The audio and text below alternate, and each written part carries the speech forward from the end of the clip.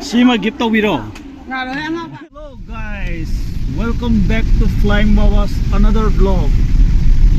Mayam nunglak sida koi Shanghai khar leiba chali bazar dagi Shanghai je koi keno da sen anawni cookie poppy cultivation to kamu to yantha na na ren dukan yom dai da video ka pa am udre yaro se clip se nunglak sida tawri film se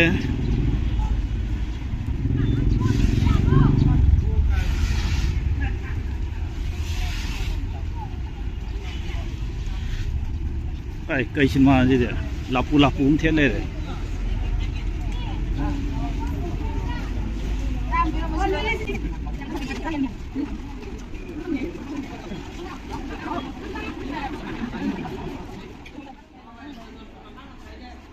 ai rồi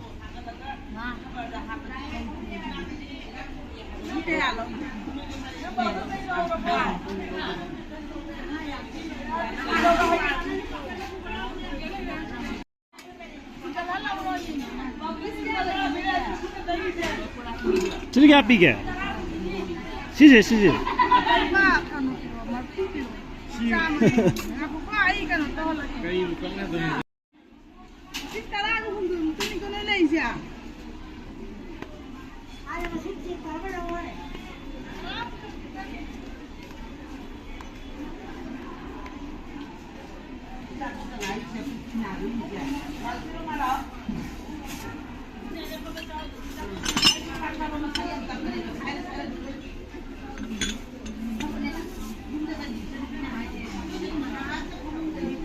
mai là light ôi mà lấy xin ta vào chúng ta phải heavy rồi chúng ta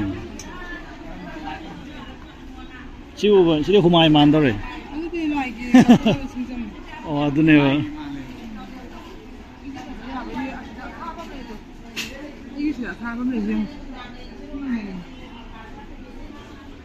mà sum bôi đi sum bôi mà có cái này pan ra đấy rồi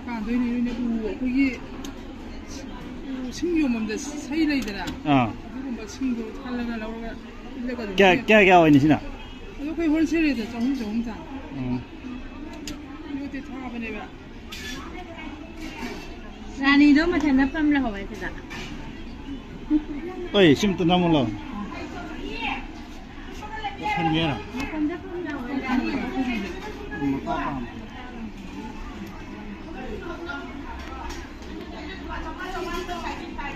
Cha coi nè. Mà cha rồi.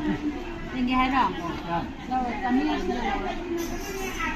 Mày ăn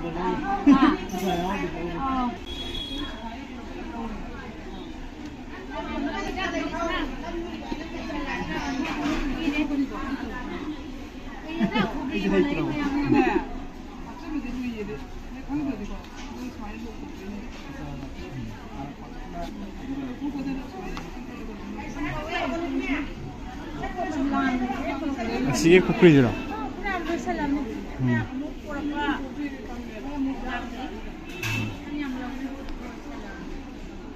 신경질만 여기 안에서 님을 구강 샵이게. 가봐. 오케이. 스톱. Kamu paro.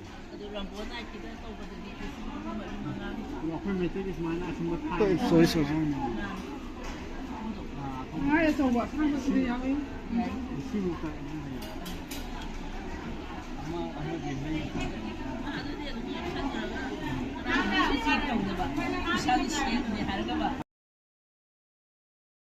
Đây bay đi mà.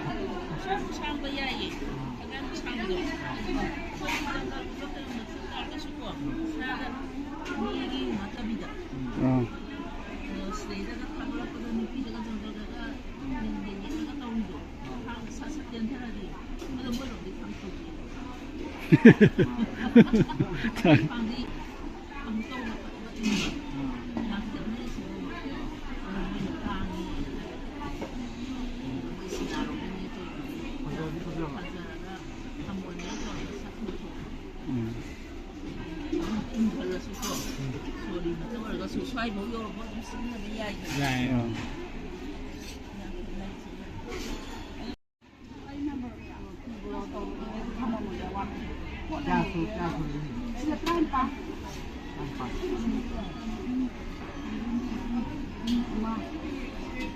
This is Harvard.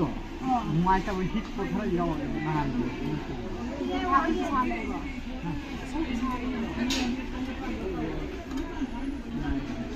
Shima give to biro.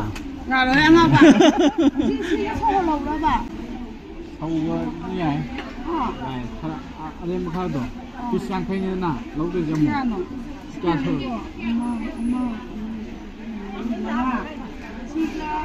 Si plan pala yun po. Hagin na ito. Si sumapan ito man. Man ka rin. Ano? Ilaw ka ro. Alam mo pala yun. Ilaw ka brava. Log do. Abo na mas kawala. Kasi Keep yawang.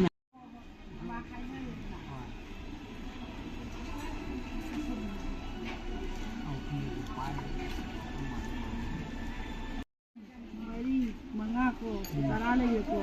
Ama ani augum mari mga setara lagi ko. Ama ani augum mari mga ikaw man.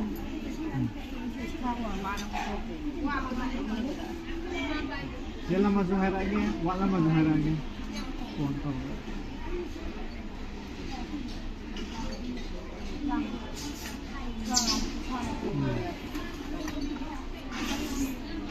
क्या हो इधर से हाँ 250 यार इधर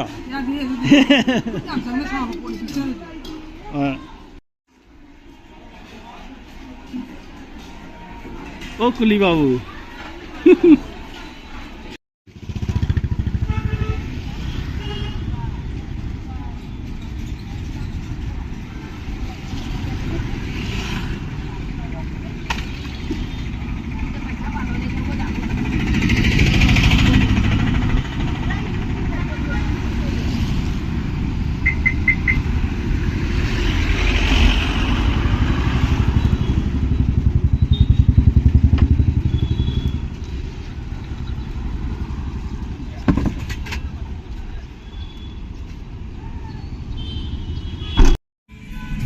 irang haure